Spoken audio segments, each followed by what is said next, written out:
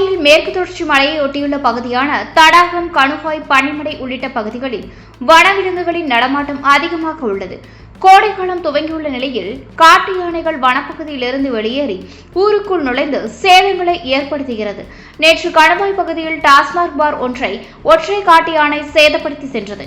இந்நிலையில் கணுவாயை அடுத்த தடாகம் சாலை குன்றுபெருமாள் கோவில் அருகே மேற்கு தொடர்ச்சி மலை அடிவாரத்தில் ஒற்றை காட்டு யானை சுற்றித் திரிந்து அங்குள்ள மரங்களை தின்று கொண்டிருந்தது. சாலையை ஒட்டிய மலைத்தொடர் இருப்பதாலும் ஒற்றை காட்டு யானை அடிவாரத்தில் இருந்ததாலும் அவ்வழியாக சென்ற வாகன ஓட்டிகள் வாகனங்களை நிறுத்தி யானையை கண்டு ரசித்தனர். சிலர் செல்போனில் புகைப்படம் மற்றும் வீடியோவை எடுத்தனர். அப்பொழுது அப்பகுதியில் வசிக்கும் சில மக்கள் இதுபோன்று பார்ப்பது ஆபத்தானது என்று கூறி அங்கிருந்த சில வாகன ஓட்டிகளை அனுப்பி வைத்தனர்.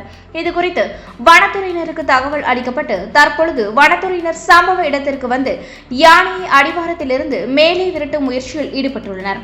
மேலும் காட்டு யானைகளை அடர்வன பகுதிக்குள் விடுவதற்கும் நடவடிக்கை மேற்கொள்ள வேண்டும் என்பது அங்கு வசிக்கும் மக்களின் கோரிக்கையாக உள்ளது. Okay, fine. Let me pour.